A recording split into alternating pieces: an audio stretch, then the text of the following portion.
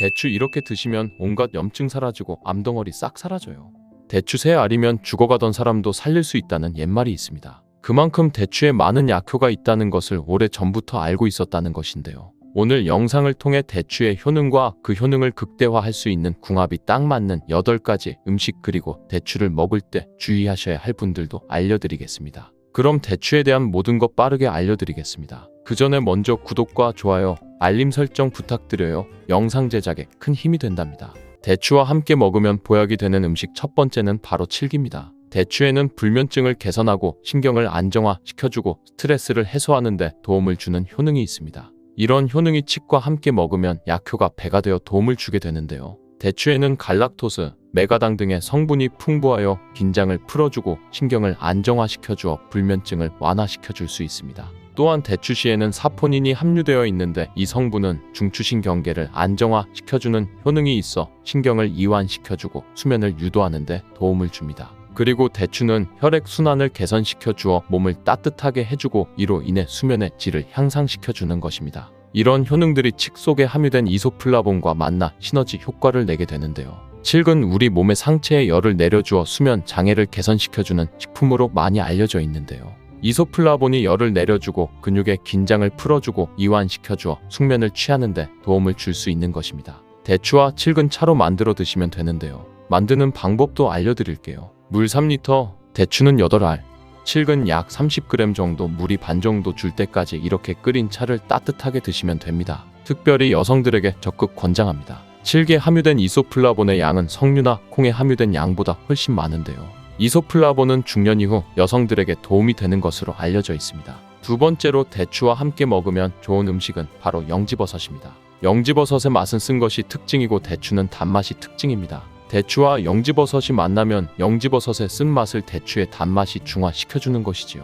영지버섯에는 베타글루칸이 풍부하게 함유되어 있어 면역력을 강화시키는데 정말 좋은 음식이고 또한 레티난이란 성분이 풍부한데요. 이 성분이 강력한 항암작용을 하여 암세포의 증식을 억제하고 암의 재발을 방지하는 데 도움을 줍니다. 그리고 영지버섯에는 불포화 지방산이 풍부하게 함유되어 있어 혈관 내 콜레스테롤 수치를 낮추고 혈액순환을 원활하게 하여 혈관 건강을 개선하는 데 도움을 줍니다. 또한 영지버섯은 자율신경을 안정시켜서 불면증을 개선하는 데 탁월한 효능을 발휘하는데요. 한의학에서는 신경쇠약으로 작은 일에도 가슴이 뛰는 증상이 쉽게 가라앉지 않고 잠이 잘 안 오는 분들에게 처방하는 약재이기도 합니다. 이런 효능들이 대추와 만나면 그 효과가 극대화가 되는데요. 대추와 영지버섯을 함께 차로 끓여 드시면 불안했던 마음이 진정이 되고 안정화가 되는 효능이 있습니다. 세 번째, 대추와 함께 먹으면 좋은 음식은 상황버섯입니다. 대추와 상황버섯을 함께 드시면 면역력과 항암 효과가 극대화되는데요.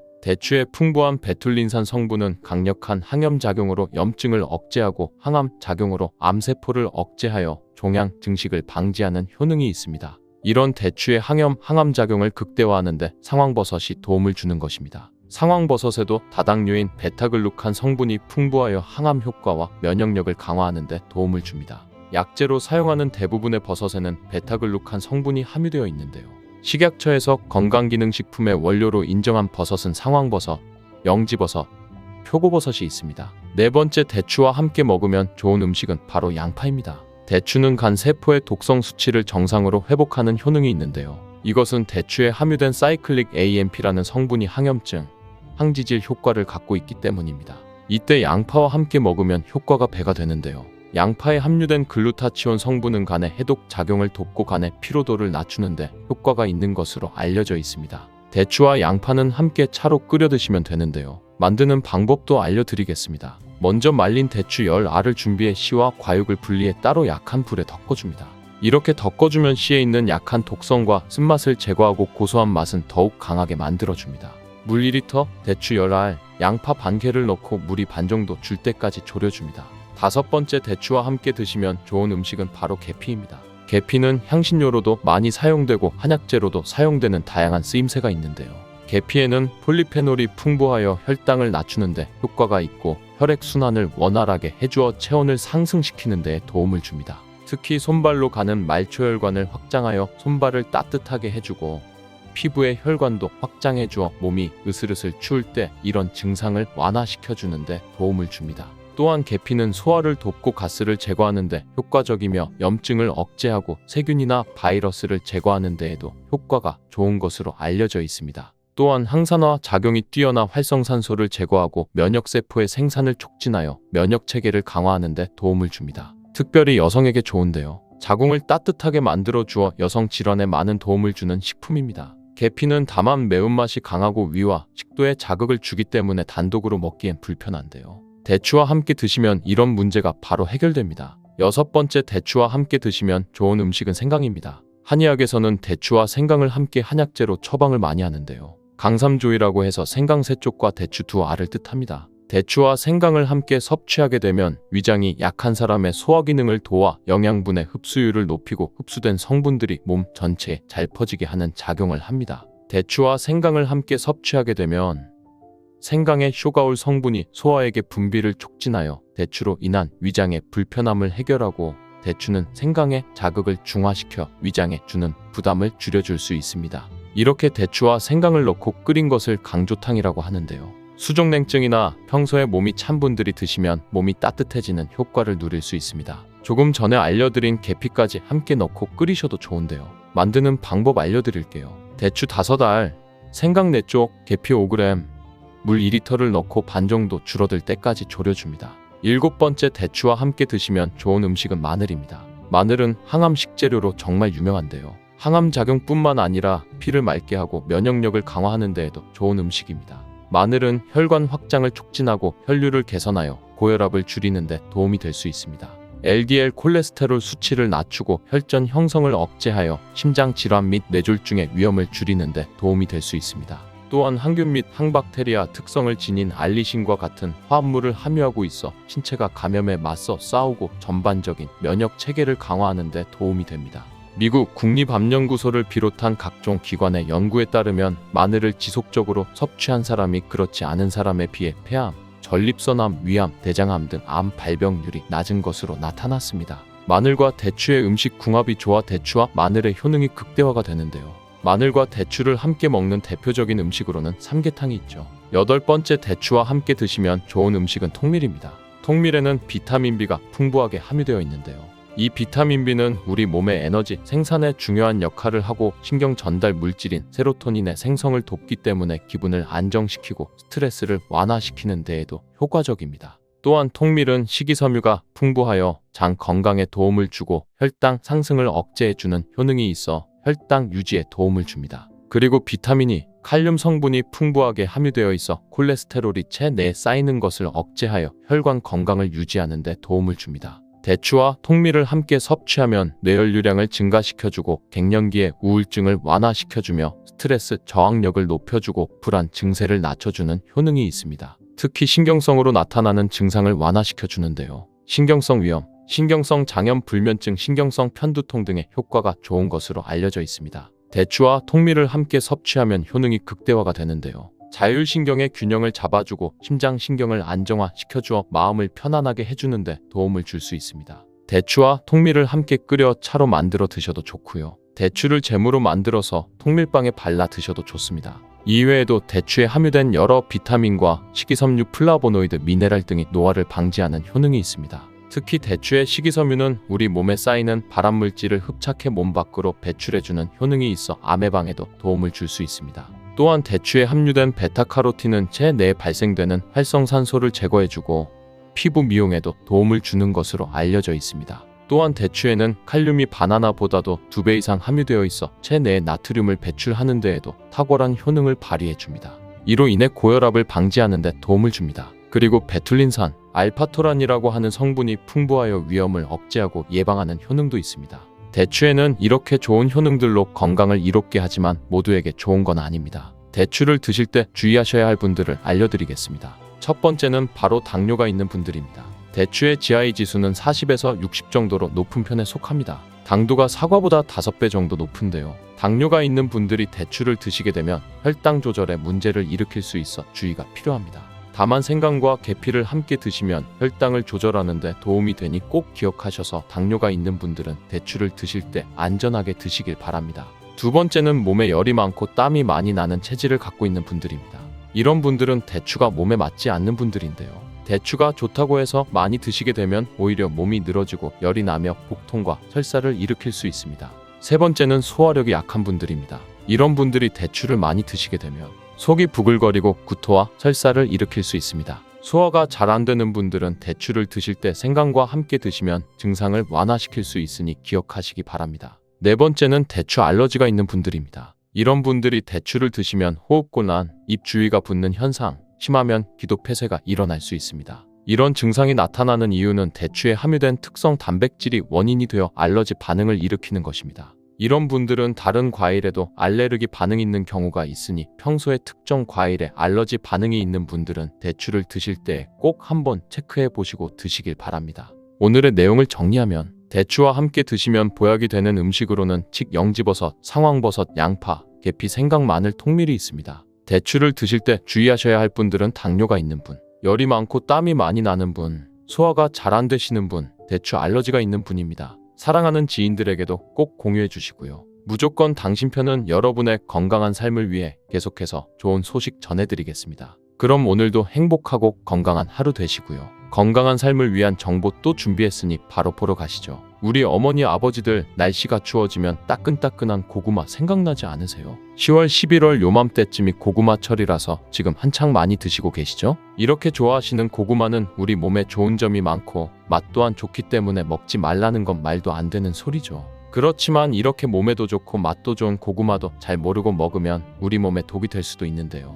오늘은 몸에 좋은 고구마의 효능과 고구마 먹을 때 잘못 알고 먹어서 독이 될 수 있는 경우, 그리고 고구마와 함께 먹으면 좋은 음식, 반대로 함께 먹으면 안 좋은 음식도 알아보고, 추가로 많이 드시는 고구마의 종류 4가지, 그리고 겨울철 고구마 보관법까지 고구마에 대한 모든 것을 자세하게 알아보겠습니다. 먼저 고구마의 효능 5가지를 알아볼게요. 고구마의 첫 번째 효능은 항암 효과입니다. 고구마의 베타카로틴은 활성산소로 변형된 세포에 작용하여 성장과 전이를 차단함으로써 암세포가 형성되는 것을 억제합니다. 일본 연구팀에서 조사한 결과에 따르면 82가지 이채소 중 고구마가 발암 억제율 1위에 올랐다고 하네요. 특히 고구마 껍질에는 암 예방에 좋은 식이섬유와 항산화 성분이 풍부하다고 알려져 있습니다.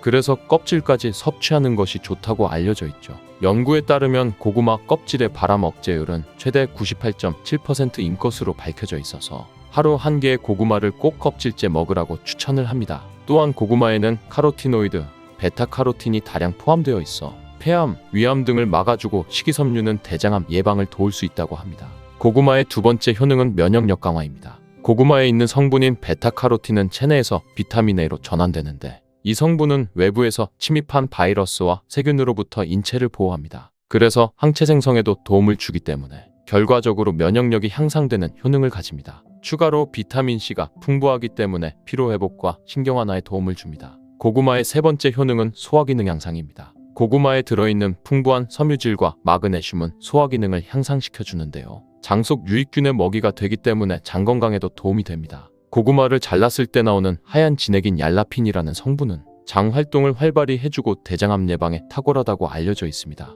고구마는 100g당 86칼로리로 열량 자체가 아주 낮은 편은 아니지만 혈당 지수가 낮기 때문에 살이 쉽게 찌지 않아 다이어트 음식으로 각광받고 있습니다. 또한 섬유질이 풍부해 배변 활동을 도와주고 노폐물과의 흡착력이 뛰어나기 때문에 변비를 개선합니다. 또한 고구마에는 저항성 녹말이 풍부한데, 이 녹말은 포만감을 줄 뿐만 아니라 소화가 느리고 지방 분해 효과가 있기 때문에 체중 감량 효과를 얻을 수 있습니다. 고구마의 네 번째 효능은 노화 예방입니다. 고구마에는 비타민C와 비타민E, 베타카로틴 등이 많이 함유되어 있어 노화 유발을 하는 활성산소를 억제하여 주는 기능을 합니다. 안토시아닌은 세포 손상을 막아주고 생성 촉진을 하여 피부에 탄력이 생기도록 도와줍니다. 고구마의 다섯 번째 효능은 혈관을 튼튼하게 해줍니다. 고구마에는 칼륨이 많아 체내 나트륨을 몸 바깥으로 내보내주고 혈압이 정상적으로 유지될 수 있게 도와줍니다. 이로 인하여 고혈압 등의 혈관 관련 질병의 예방을 돕습니다. 그리고 비타민 B 복합체 판토텐산이 들어있어 코르티솔 분비를 촉진하여 스트레스나 혈압 수치가 높아지는 것을 막아줄 수 있습니다.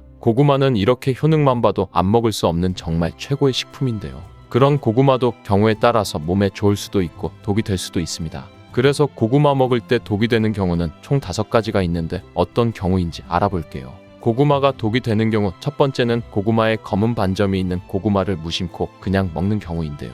고구마를 드시다 보면 검은 반점같이 생긴 것이 보이는 고구마가 있을 수 있어요. 이 고구마를 대수롭지 않게 여기고 그냥 드시면 절대 안 됩니다. 이 검은 반점은 고구마에 생긴 검은 무늬병인데요.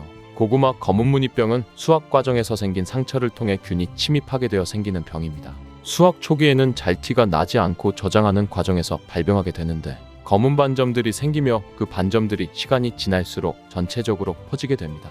검은 반점에는 이포메아 마론이라는 강력한 독소가 들어있습니다. 이 독소가 생성되게 되고 이 상태로 섭취하게 되면 식욕감퇴, 호흡곤란, 설사 등의 증세가 보이며 심하면 폐와 간을 괴사시키기 때문에 폐와 간에 관련된 질환자나 노약자의 경우라면 특히 고구마를 섭취할 때 이러한 병에 감염된 고구마가 아닌지 꼭 확인해 주시는 게 좋습니다. 간혹 검게 변한 부분만 도려내 드시는 분들이 있는데요. 검게 변한 부분이 있다면 이미 전체에 퍼진 상태이며 열을 가하거나 익혀도 병균이 사라지지 않으니 꼭 고구마를 통째로 폐기해 주시길 바랍니다. 고구마가 독이 되는 경우 두 번째는 위장이 약한 분들입니다. 평소 고구마를 먹고 소화가 안 되어 더부룩한 느낌이 들었거나 속쓰림 현상이 심해진 경험이 있다면 위장이 약한 사람으로서 고구마를 섭취하지 않는 것이 좋습니다. 고구마에 함유되어 있는 탄닌과 악유질 성분은 위벽을 자극하고 위산 분비를 촉진하여 각종 위장 장애를 유발할 수 있기 때문입니다. 무시하고 계속 먹는다면 위험에 위궤양까지 올 수 있으니 이런 분들은 특히 조심하셔야겠죠. 고구마가 독이 되는 경우 세 번째는 당뇨가 있으신 분들입니다.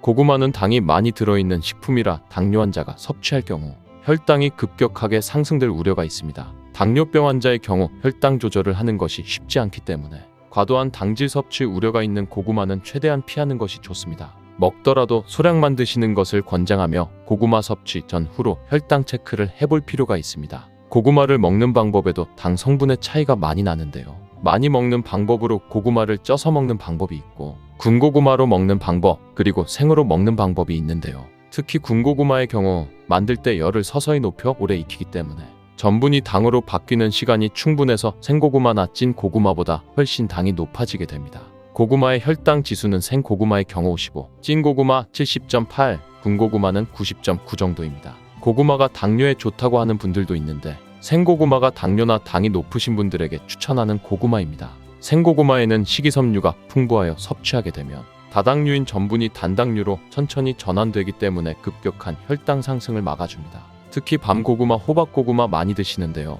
이 고구마는 당지수가 높아 혈당을 급격히 올리기 때문에 당이 높거나 당뇨가 있으신 분들은 피하시는 게 좋습니다. 그렇다고 몸에 좋은 성분들이 많은 고구마를 이런 분들은 먹으면 안 되는 걸까요? 이런 분들에게 꼭 맞는 혈당 문제를 해결해주는 고구마가 있는데요. 바로 자색고구마입니다. 자색고구마는 안토시아닌이 풍부해 당뇨를 예방하는 식품으로 알려져 있고 항산화작용과 노화 방지 기능까지 있는 고구마인데요. 자색고구마는 일반 고구마에 비해 3배 이상 많은 안토시아닌 함량을 가지고 있으니 꼭 드셔야겠죠? 고구마가 독이 되는 경우 네 번째는 신장이 약한 분들입니다. 고구마는 한 개당 칼륨이 약 13% 들어있을 정도로 칼륨이 풍부한 음식입니다. 칼륨은 체내 나트륨 수치를 조절해 신체 수분을 조절하고 혈압을 개선하여 뇌졸중이나 심근경색 등 혈관 질환의 발생과 사망률을 줄여주는 역할을 합니다. 하지만 이렇게 칼륨이 풍부한 고구마는 신장이 약하신 분들에게는 오히려 독이 될 수 있는데요. 신장 기능이 떨어져 있는 분들은 칼륨 배출이 원활하지 못하기 때문에 그대로 혈액에 쌓이면서 칼륨 농도가 높아져 고칼륨 혈증을 유발할 수 있습니다. 체내에 칼륨이 과도하게 축적되면 부정맥 등을 비롯한 각종 심장질환을 유발할 우려가 있으므로 신장 약한 분은 꼭 삼가시길 바랍니다.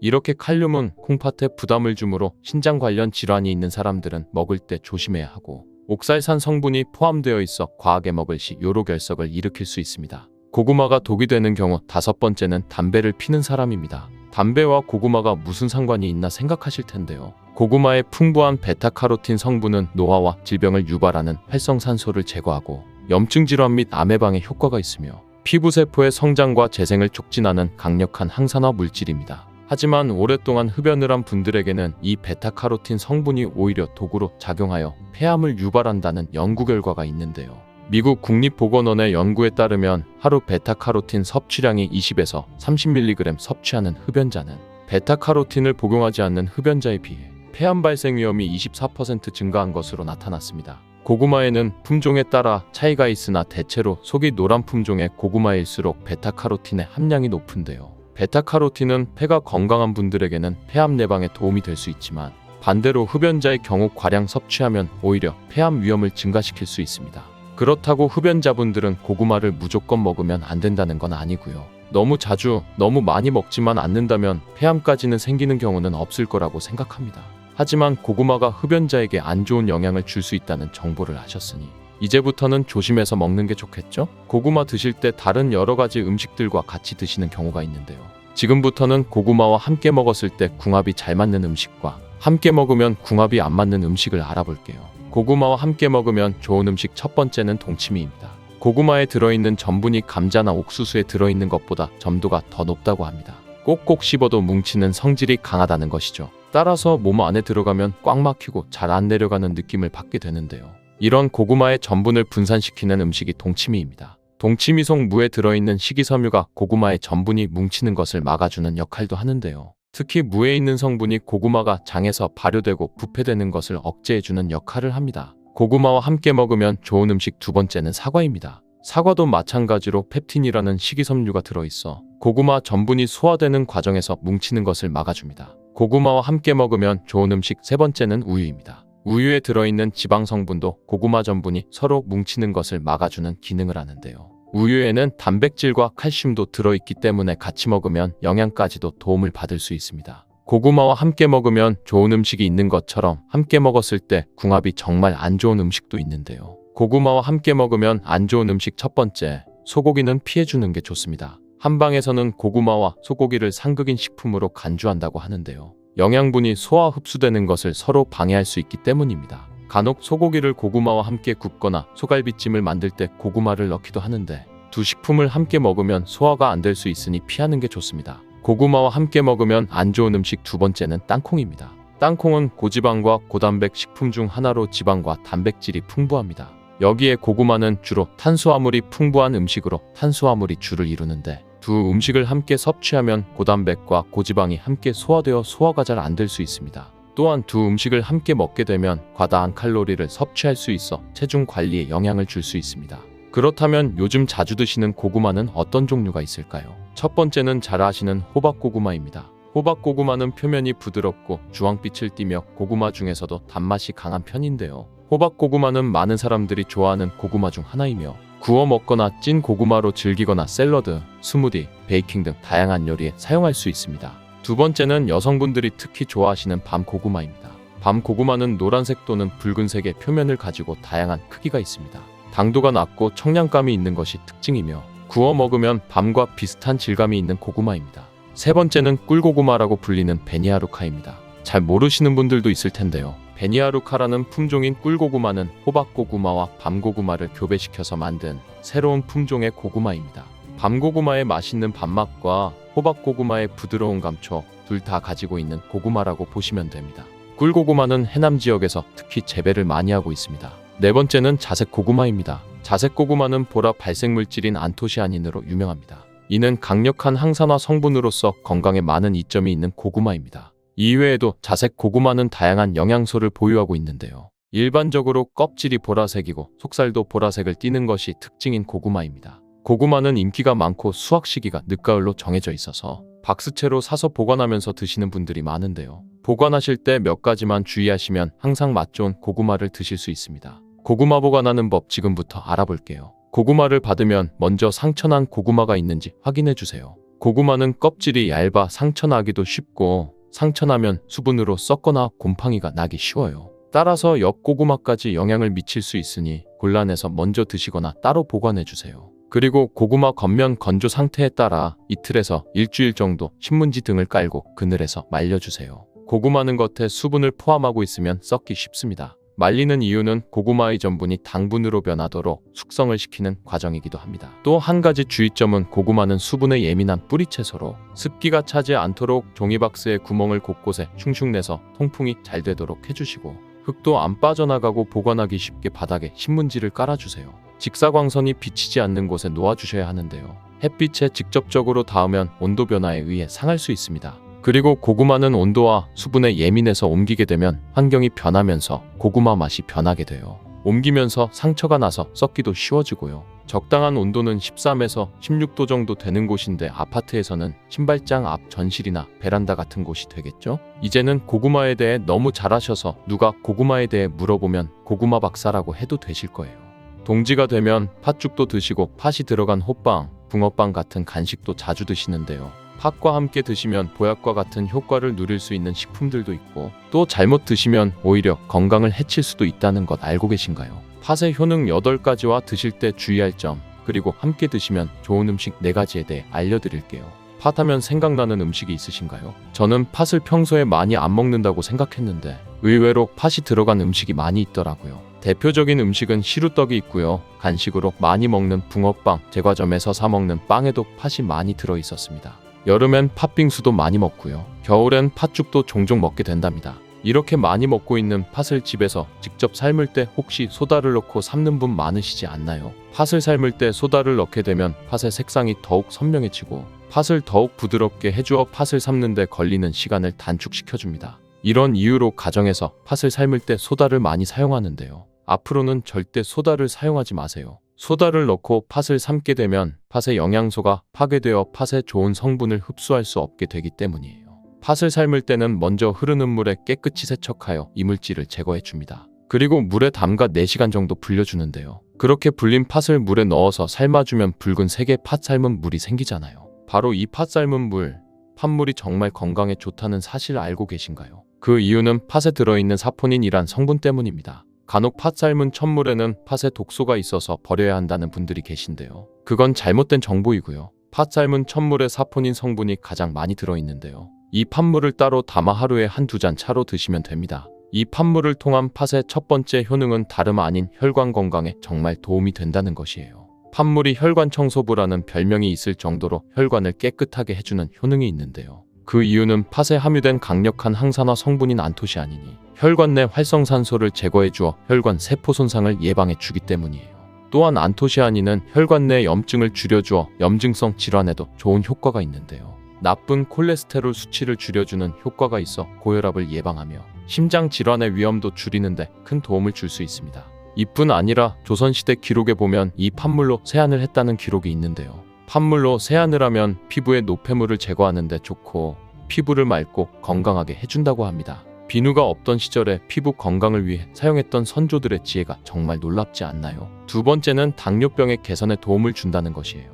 2014년에 발표된 한 연구에서 팥을 섭취할 때 2형 당뇨병 환자의 혈당 수치와 인슐린 저항성을 개선하는 데 도움이 되는 것으로 보고했습니다. 이 연구에서는 4주 동안 매일 팥을 섭취한 결과 당뇨 환자들의 공복혈당 수치가 평균 19.5% 감소하였고 인슐린 저항성이 감소하였다는데요. 팥에는 쌀의 10배 이상 바나나의 4배 이상의 칼륨을 함유하고 있는데요. 이 칼륨이 몸 안에 나트륨을 배출하고 당뇨 환자들의 신장 기능을 강화시켜주고 혈압 상승을 억제해주는 효능이 있습니다. 세 번째, 팥의 효능은 몸의 부종을 제거하고 다이어트에 효과가 좋습니다. TV에서 연예인들이 팥으로 다이어트를 해서 효과를 봤다고 했던 적도 있는데요.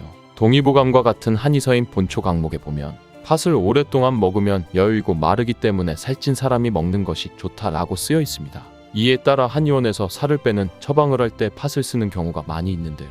팥의 칼륨으로 인한 이뇨작용이 있는데 이를 통해 부종을 경감시키는 효능이 있을 뿐 아니라 지방이 몸에 축적이 잘 되어 살이 찌는 사람에게 효과적입니다. 특별히 단단한 살이 아닌 물살이라고 하죠. 쉽게 붓고 쉽게 살이 찌는 분들에게 더욱 효과적입니다. 실제로 팥이 다이어트에 효과가 있다는 연구 결과도 있는데요. 실험주에 팥 추출물을 먹였더니 근육 손실 없이 체지방 함량이 30% 이상 줄었고 몸무게도 37%나 감소했다고 합니다. 네 번째, 팥의 효능은 변비를 개선하는 데 도움을 준다는 것입니다. 팥에는 사포닌뿐만 아니라 많은 식이섬유가 함유되어 있는데요. 사과에 비해 10배나 많은 식이섬유가 함유되어 있습니다. 팥을 섭취하게 되면 이 식이섬유가 장운동을 활발히 하고 대변을 부드럽게 만들어 배변을 원활하게 해주고 또한 장내 유익균에 풍부한 먹이를 제공하여 장 건강을 좋게 해줍니다. 면역력을 강화하는 데 가장 중요한 부분이 장인데요. 팥을 통해 장 건강을 좋게 하면 면역력까지 좋아지는 효과를 누릴 수 있는 것이에요. 다섯 번째, 팥의 효능은 탈모 예방에 도움을 준다는 것입니다.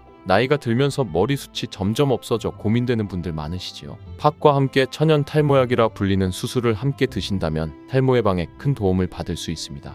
바로 팥과 수수에는 비오틴이라는 성분이 함유되어 있는데요. 이 비오틴은 모발의 모공에서 시작되는 생성 단계부터 자라나고 손상된 머릿결이 재생되는 데까지 관여하는 정말 중요한 성분이에요. 건강한 머릿결을 만드는데 꼭 필요한 성분이라고 할 수 있는데요. 비오틴이 몸속에서 부족한 현상이 나타나면 머리카락이 얇아지면서 많이 빠지게 되고 뿐만 아니라 신경계에도 문제가 생겨서 피로감이 잦아지고 우울감이 커지며 기억력 저하까지 나타날 수 있습니다. 두피 건강에도 문제가 생겨서 건조해지고 가려움증이 발생하며 이로 인해서 탈모가 가속화될 수 있는 것이지요. 비오틴뿐 아니라 모발의 성장에 도움이 되는 아미노산이 팥에 풍부하고 수수에는 미네랄 성분이 풍부하여 머리카락을 건강하게 유지하는 데 도움을 주는 역할을 할 수 있습니다. 또한 팥과 수수에 함유된 항산화 물질들이 머릿결을 상하게 하는 자유라디칼 성분을 중화해 주어 머리카락 건강에 큰 도움을 주는 것이에요. 여섯 번째, 팥의 효능은 쌀을 주식으로 하는 우리나라 사람에게 꼭 필요한 탄수화물 소화를 돕는다는 것입니다. 이는 팥에 함유되어 있는 비타민 B의 역할 덕분인데요. 비타민 B는 탄수화물, 단백질, 지방을 에너지로 변환하여 우리 몸에 충전해주는 역할을 합니다. 또한 신경전달 물질인 뉴로트랜스미터의 합성에 관여해 뇌신경을 건강하게 하는 데에도 도움을 주는데요. 팥을 잘 섭취하면 뇌를 건강하게 해주어 치매 예방에도 도움이 되는 것입니다. 팥과 함께 먹으면 좋은 음식이 수수 말고도 호박이 있는데요. 호박에는 각종 영양 성분이 풍부해 우리 몸에 영양 보충을 하는 데에 도움을 주는 식품입니다. 호박에는 비타민 B가 없어 호박과 팥을 함께 드시면 서로의 부족한 부분을 채워주는 효과를 볼 수 있습니다. 또한 호박에는 소화 기능을 개선해주는 기능이 있어서 팥과 함께 드신다면 보양식으로 더욱 좋습니다. 그리고 팥과 같이 호박에도 이뇨작용을 하는 효능이 있는데요. 팥과 호박의 이뇨작용은 과정이 다릅니다. 팥은 몸속의 부종, 노폐물과 독소를 빨아들여 배출하는 이뇨작용을 하는 것이고요. 호박은 신장에서 만들어지는 호르몬의 분비를 억제하여서 이뇨작용을 촉진하게 되는데 이렇게 되면 신장에 과다하게 축적된 수분을 배출하는 역할을 하게 됩니다. 일곱 번째, 팥의 효능은 빈혈을 개선하는 데 도움을 준다는 것이에요. 철분이 부족해지면 심각한 증상이 나타날 수 있는데요. 그것이 바로 빈혈이죠. 빈혈로 인해 어지러움 증상과 두통이 발생하게 되는데요. 이렇게 되면 생활하는 데 큰 불편함이 생기게 되겠지요. 팥에는 단백질, 식이섬유, 칼륨, 비타민, 비오틴뿐 아니라 바로 칼슘과 철분이 풍부한데요. 팥에 함유된 철분의 함량이 우유의 100배나 된다는 사실 알고 계셨나요? 팥을 드시면 철분 부족으로 인한 빈혈을 예방할 수 있는 것이지요. 뿐만 아니라 산모에게도 좋은데요. 바로 젖이 잘생기지 않아 힘드신 산모들 많으시죠? 이때 팥을 드시면 젖을 잘 돌게 하는 효능도 있답니다. 여덟 번째, 팥의 효능은 스트레스를 줄여주는 데 도움을 준다는 것입니다. 팥에 함유된 비타민 B가 신경계를 안정화한다고도 했잖아요. 신경계를 안정화해 스트레스로 인한 신경계 손상을 회복시켜서 스트레스의 문제를 완화시켜주는 것입니다. 이뿐 아니라 팥에는 마그네슘의 함량도 높은데요. 마그네슘은 신체의 스트레스 반응을 조절하는 데 중요한 역할을 합니다. 마그네슘이 부족하면 스트레스에 노출될 때 반응이 더욱 강해져 힘들게 되는데요. 팥을 섭취하여 마그네슘을 보충하면 스트레스가 오더라도 금방 회복할 수 있는 것이지요. 그리고 팥에는 복합 탄수화물도 풍부한데요. 복합 탄수화물은 천천히 소화되어 급격한 혈당 상승을 방지하고 일정한 에너지 공급을 유지하는 데 도움이 됩니다. 이는 스트레스 상황에서도 안정적인 에너지 공급을 유지할 수 있게 해주어 스트레스를 관리하는 데 도움이 될 수 있습니다. 이렇게 좋은 팥도 많이 드시게 되면 이뇨작용이 과하게 되어 몸에 무리를 줄 수 있는데요. 이를 방지할 수 있는 방법이 있는데 그건 바로 찹쌀을 함께 드시는 것입니다. 팥죽을 끓일 때 찹쌀을 넣어 함께 죽을 만드는 경우도 있고 쫄깃한 찹쌀로 경단, 새알을 만들어 넣어 먹는 경우도 있지요. 이렇게 찹쌀과 팥을 함께 드시면 팥 때문에 몸 안에 수분이 과하게 빠져나가는 것을 찹쌀이 막아주어 문제가 생기지 않게 해주는 것입니다. 선조들의 지혜가 정말 놀랍지 않나요? 그런데 팥은 찬 성질이 있어서 장이 좋지 않은 분들이 팥물을 많이 드시게 되면 소화불량, 복부팽만, 복부 통증을 일으킬 수 있으니 주의하셔서 조금씩만 드시길 바랍니다. 팥이 또 차가운 성질을 가지고 있어 드시기 불편하신 분들은 바로 생강과 함께 드시면 문제는 해결될 수 있습니다. 생강의 따뜻한 기운이 팥의 차가운 기운을 중화시켜주어 장에 무리를 주지 않고 건강에도 더욱 좋은데요. 팥에는 항암 효과가 뛰어난 안토시아닌이 풍부한데 생강과 함께 드시면 생강의 매운맛을 내는 진저롤과 쇼가올 성분이 발암물질을 제거해주는 효능이 있어 팥과 함께 드시기에 정말 좋은 식품입니다. 생강을 쪄서 말려서 드시면 이런 효과가 10배가 증가하게 되는데요. 말린 생강과 팥을 함께 삶아 차로 드시면 몸이 찬 분들에게도 도움이 됩니다. 바로 수족냉증으로 힘드신 분들에게 좋은 것이지요. 지금부터 말씀드리는 내용 중 하나라도 해당이 되는 분이라면 집중해 주세요. 상추에는 비타민 A, 비타민 C 뿐만 아니라 엽산, 칼슘, 식이섬유 등의 다양한 영양소가 있어 건강에 아주 좋은 식물입니다. 부작용이 거의 없는 채소라고 알고 있지만 먹는 방법에 따라 오히려 건강을 해칠 수도 있다는 사실 알고 계신가요? 어떻게 먹고 무엇과 먹느냐에 따라 상추의 효능은 완전히 달라질 수 있는데요. 지금부터 상추의 효능에는 어떤 것이 있고 먹을 때 주의할 점과 함께 드시면 보약이 되는 음식까지 상추에 대한 모든 것 알려드릴게요. 먼저 상추는 당뇨가 있는 분들에게 정말 좋은 채소입니다. 당뇨 환자라면 채식을 위주로 드시게 됩니다. 그런데 당뇨에 좋다고 하는 많은 채소들의 단점이 소화가 잘 안 된다는 것이죠. 반면에 상추는 소화가 잘 되고 영양소도 풍부하다는 장점이 있습니다. 혈당 조절에도 아주 탁월한 효과가 있는데 어떤 성분 때문일까요? 상추만의 특별한 성분인 바로 락투신 때문입니다. 락투신은 상추의 줄기를 꺾으면 보이는 하얀색의 액체 속에 있고 쓴맛을 내는 특징이 있습니다. 최근 연구에 따르면 락투신은 장에서 포도당이 흡수되는 것을 억제해 식후 혈당이 급격히 오르는 것을 막아주는 역할을 하는 것으로 밝혀졌습니다.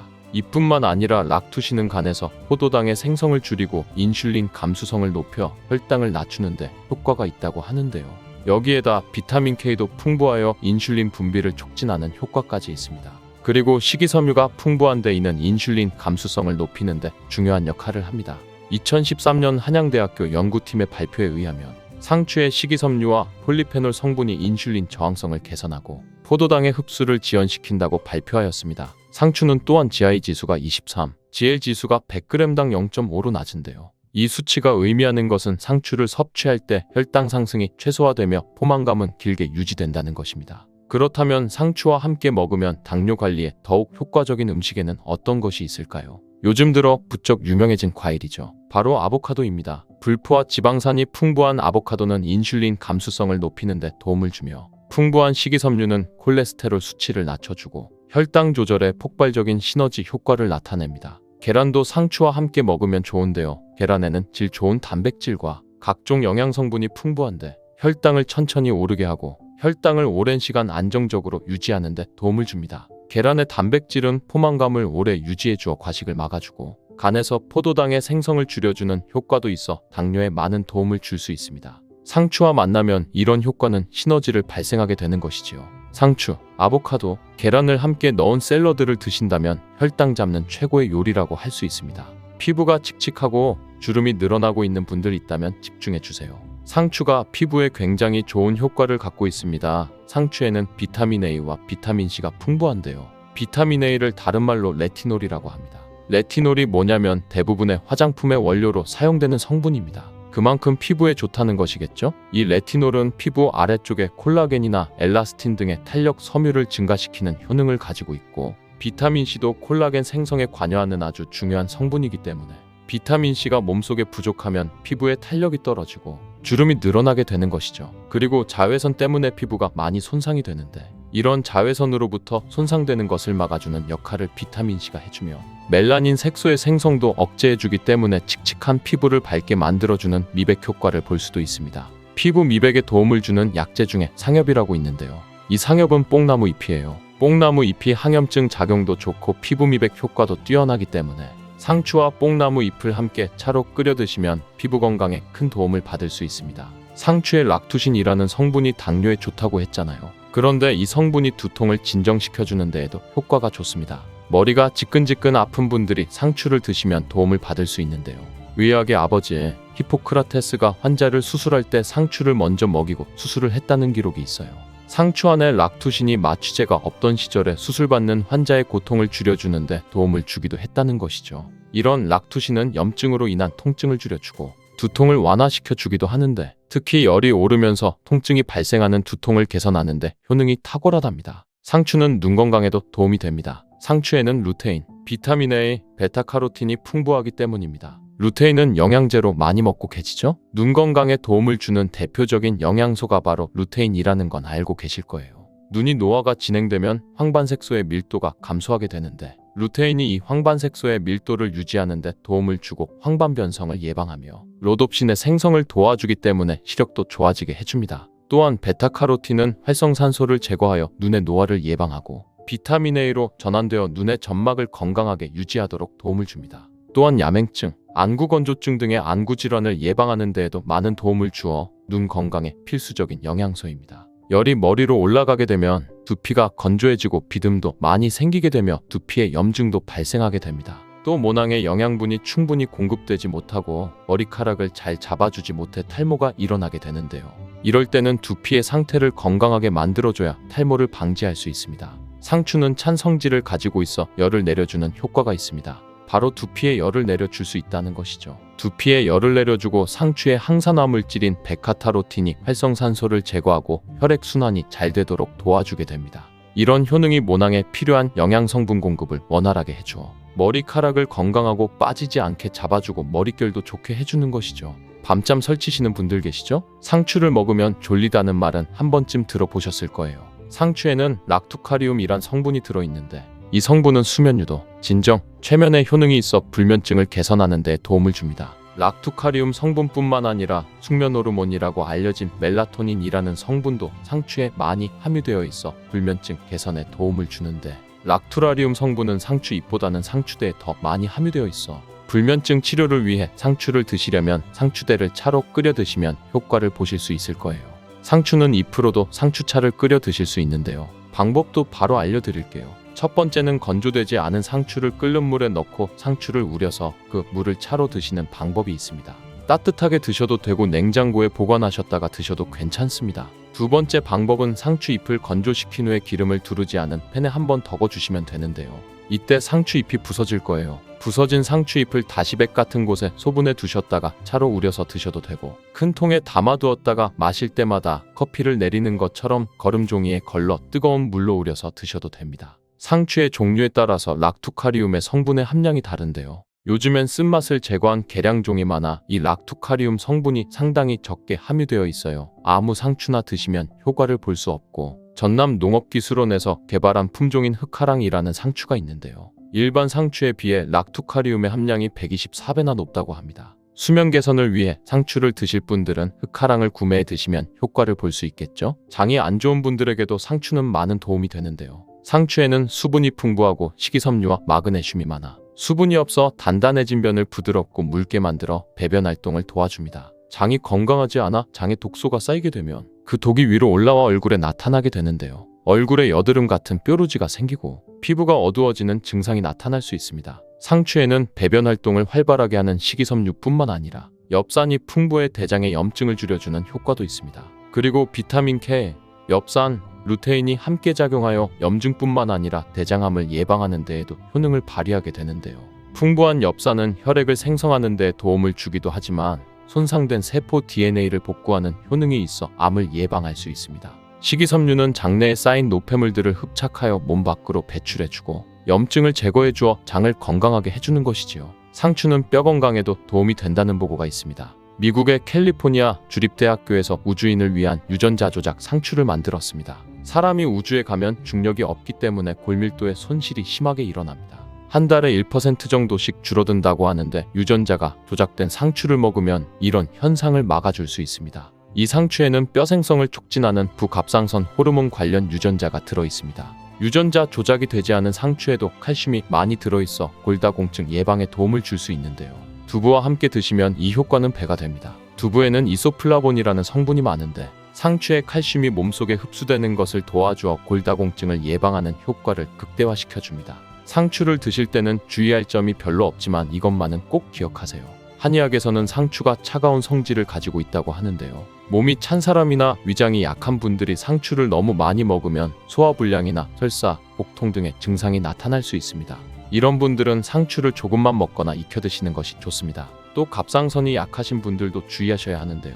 상추에는 갑상선 호르몬 생성을 방해하는 성분이 있어 갑상선 기능에 영향을 줄 수 있습니다. 그리고 상추를 보통 쌈을 싸먹을 때 많이 드시잖아요. 그때 쌈장을 많이 드시게 되는데 상추가 문제가 아니라 이 쌈장이 문제입니다. 쌈장에는 다량의 소금과 설탕이 들어가게 되는데 특히 소금의 양이 문제가 됩니다. 농촌진흥청의 자료에 따르면 보통 쌈장의 100g당 평균 나트륨의 함량이 2310mg, 국제보건기구에서는 하루 나트륨 권장 섭취량을 2000mg 이하로 먹으라고 하는데 쌈장 한 수저 정도 드시면 일일 나트륨 섭취량의 45%나 먹게 됩니다. 우리나라 음식의 특성상 소금이 들어간 음식이 많죠. 김치나 다른 반찬을 먹게 되면 나트륨 권장 섭취량을 금방 넘게 됩니다. 이렇게 과도하게 나트륨을 먹게 되면 고혈압 같은 심혈관 질환의 위험을 높이게 됩니다. 나트륨이 혈관에 많으면 혈압이 높아지고 뇌졸중의 발병률도 높아지게 됩니다. 쌈을 싸드실 때 쌈장은 최소한으로 줄이셔야겠죠? 들기름, 들깨하면 무엇이 생각나시나요? 들기름에 북어와 미역을 구수하게 볶아 시원한 북어 미역국을 끓여 먹어도 정말 맛이 있지요.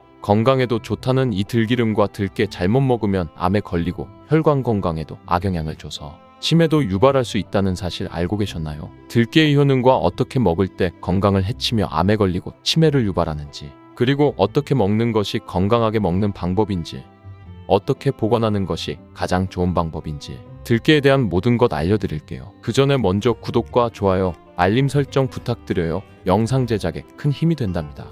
나이가 들면서 산책하기도 힘들고 관절이 쑤시고 무릎 통증 때문에 힘드시지 않으신가요? 들깨의 첫 번째 효능은 바로 관절염에 좋다는 것입니다. 무릎이나 관절 통증 때문에 병원에서 진통제를 처방받으시잖아요. 이때 처방받는 진통소염제의 역할은 몸속의 프로스타글란딘이라는 물질의 생성을 억제하여 통증을 막아주는 것인데요. 들깨 속에 함유되어 있는 오메가3 지방산이 체내에서 염증을 일으키는 프로스타글란딘의 생성을 억제하는 데 아주 좋은 효능을 발휘합니다. 들깨가 바로 진통제의 역할을 한다는 것이지요. 들깨의 두 번째 효능은 바로 뼈 건강에 도움을 준다는 것입니다.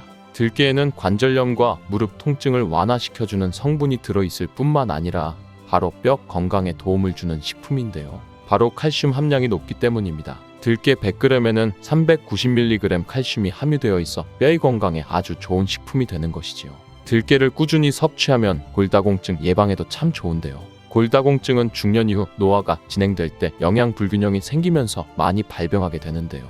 여성의 경우 폐경 이후에 골밀도가 많이 감소하여 골다공증이 발생하는 경우가 많습니다. 노인의 골반 골절은 65세 이상은 30%가 1년 내에 사망하고 80세 이상은 50%가 2개월 내에 사망을 할 수 있으므로 노인의 뼈에 대한 관리는 매우 중요한데요. 골다공증의 관리는 뼈 건강을 유지하고 골절 위험을 줄이기 위해 중요합니다. 뼈 건강을 위해 들깨 꾸준히 섭취하시는 게 좋겠지요. 나이가 들면서 깜빡깜빡하는 일이 잦아지고 기억력에 떨어져 고민되시는 분 많으시지요. 이제 걱정하지 마세요. 세 번째 들깨의 효능은 바로 뇌 건강, 뇌신경을 튼튼하게 해주고 기억력을 높여주고 치매를 예방하는 데 도움을 준다는 것입니다. 이렇게 좋은 효능이 있는 이유는 들깨에 바로 오메가3가 풍부하게 함유되어 있기 때문입니다. 오메가3는 등푸른 생선에 많이 함유되어 있다고 알고 계시잖아요. 이것은 동물성 오메가3이고요. 식물성 오메가3인 알파리놀렌산이 들깨에 많이 함유되어 있는데요. 들깨에 함유된 지방산 중에서 60%가 바로 알파리놀렌산입니다.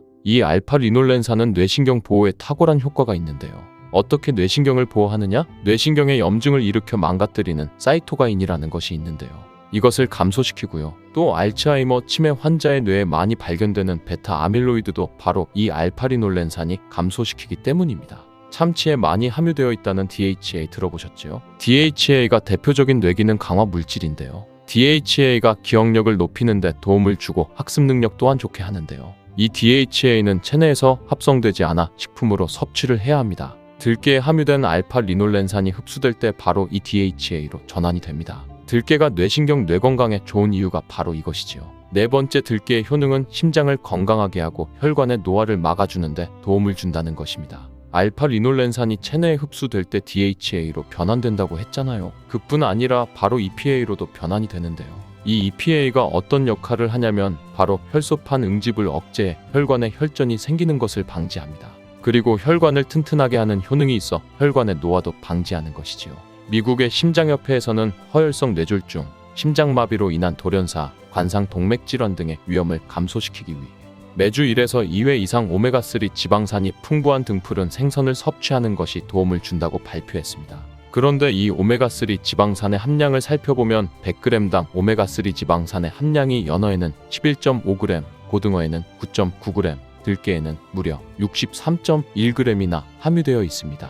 정말 많이 함유되어 있지요. 들깨에는 연어에 비해 5배 이상 들어있는 것이지요. 들깨를 꾸준히 드셔서 혈관도 건강하게 심장도 튼튼하게 유지하시기 바랍니다. 다섯 번째 들깨의 효능은 바로 변비에 좋다는 것입니다. 들깨의 껍질에는 식이섬유가 풍부한데요. 들깨 100g에는 18g 정도로 풍부한 식이섬유가 함유되어 있습니다. 이 식이섬유는 장내에서 수분을 흡수하게 되는데요. 수분을 흡수하여 대변을 무르게 하고 장 운동도 촉진하여 변비를 예방하는 데 도움을 주는 것입니다. 또한 불포화 지방산이 풍부한데요. 들깨에 함유된 리놀렌산이 대장의 염증을 억제해주고 변비로 인해 발생할 수 있는 대장질환 또한 예방하는 데 도움을 줄 수 있는 것입니다. 여섯 번째 들깨의 효능은 바로 췌장을 건강하게 하는 데 도움을 준다는 것입니다. 들깨에 풍부하게 함유된 루테올린이란 성분이 있는데요. 이 성분이 몸 안에서 인슐린에 대한 반응도를 높이는 기능을 합니다. 이게 무슨 말이냐면 췌장에서 인슐린을 조금만 분비하게 돼도 몸 안에서 이 인슐린에 대해 반응을 잘하여 혈당이 급격히 올라가는 것을 막아주고, 이렇게 되면 췌장에서 인슐린 분비를 멈추겠죠. 이렇게 췌장의 부담을 많이 덜어줄 수 있다는 것이지요. 루테올린을 통한 인슐린 반응도가 높아지면 당뇨도 예방할 수 있고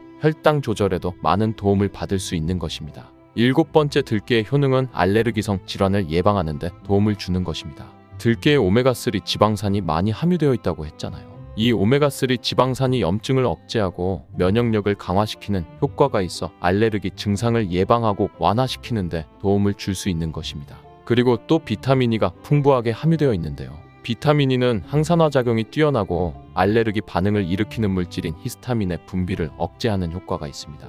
알레르기에 처방받는 항히스타민제나 다름없는 것이지요. 여덟 번째 들깨의 효능은 빈혈에 좋다는 것입니다. 들깨 100g에는 철분이 약 14mg 정도 함유되어 있는데요. 이는 시금치의 약 2배에 해당됩니다. 시금치보다도 철분 함량이 높아 빈혈에 도움을 줄 수 있는 것이지요. 그뿐 아니라 들깨에 함유된 비타민 B12는 조혈작용을 도와주는데요. 조혈작용이란 혈액 속의 혈구를 만들어내는 과정을 말합니다. 빈혈이 있는 분들이 들깨를 꾸준히 드신다면 빈혈을 개선하는 데 많은 도움을 받을 수 있는 것이지요. 이렇게 좋은 들깨, 가장 취약한 단점이 있습니다. 그것은 바로 열에 약하고 쉽게 산패된다는 것입니다. 통들깨보다는 들기름으로 많이들 섭취하게 되시는데요. 이 들기름을 짤 때의 방법이 중요합니다. 보통은 200도 이상으로 들깨를 볶아 기름을 짜게 되는데요. 이때 몸에 좋은 오메가3 지방산이 대부분 파괴가 됩니다. 그래서 들기름을 드실 때는 저온에서 압착한 기름을 사용하시는 것이 좋습니다. 저온 압착유 또는 생들기름이라고도 하는데요. 이 기름을 요리에 사용할 때에도 열에 오랫동안 가열하지 마시고 요리가 끝나갈 무렵에 들기름을 넣어주시거나 먹기 직전에 드레싱을 하여 드시는 것이 좋습니다. 들기름은 산패가 쉽게 되는데요. 들기름이 산패되면 벤조피렌이 생성되게 되는데 이게 1급 발암물질입니다. 산패된 들기름을 지속적으로 드시게 되면 발암물질을 계속 먹게 되는 것이지요. 그래서 들기름의 사용기한을 지켜주시는 것이 좋은데요. 보통은 2달 이내로 드시는 것이 좋고 개봉을 하셨다면 1달 이내에 소비하시는 것을 권장드립니다. 보관 방법도 중요한데요. 신문지나 검은 비닐 등으로 감싸 빛을 차단하고 밀봉한 상태에서 반드시 냉장 보관하시기 바랍니다. 실온에 두신다면 들기름의 산패는 급속히 진행되기 때문입니다. 그런데 이 들기름을 오래 보관할 수 있는 방법도 있는데요. 그것은 참기름과 섞어서 보관하는 것입니다. 참기름에는 비타민 E와 세사몰이라는 성분이 있는데요. 이 성분이 산패를 막아주는 데 도움을 줍니다. 이 세사몰이라는 성분은 참기름을 고온에서 볶거나 기름을 짜는 과정에서 생성되는 물질인데요. 이 때문에 다른 기름에 비해 참기름이 산패가 느리고 지속성이 좋은 것이지요. 그래서 들기름과 참기름을 7:3 또는 8:2 정도로 섞어서 보관하시면 조금 더 오래 보관하실 수 있습니다. 그런데 들깨를 기름으로 드시게 되면 들깨 껍질을 섭취할 수 없는데요. 들깨 껍질에 몸에 좋은 식이섬유와 대표적인 항산화 물질인 페놀 성분들을 다 버리게 되는 것입니다. 그래서 들깨를 제대로 드시려면 들기름보다도 통들깨 자체로 드시는 것이 좋습니다. 마트에 가면 통들깨보다도 들깨 가루를 많이 판매하는데요. 들깨 가루는 산패가 빨리 되기 때문에 통들깨를 구매해 드시길 바랍니다. 통들깨를 구매하시면 그 안에 작은 돌이라든지 이물질이 들어있어 세척을 잘 해주셔야 하는데요. 세척하는 법 알려드릴게요. 먼저 들깨를 물에 담가 씻어줍니다. 그리고 물 위에 뜨는 것만 채로 걷어 옮겨주시기 바랍니다.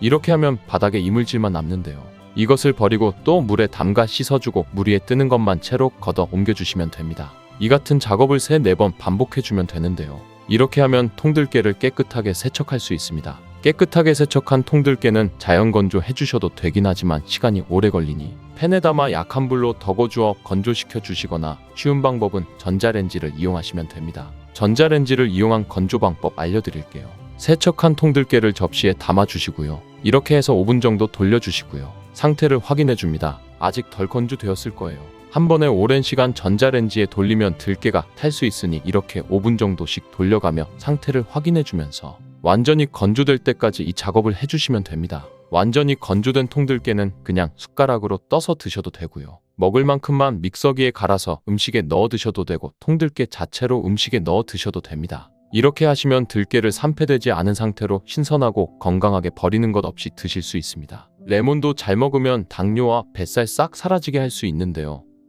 레몬은 어떻게 먹어야 건강하게 먹을 수 있을까요?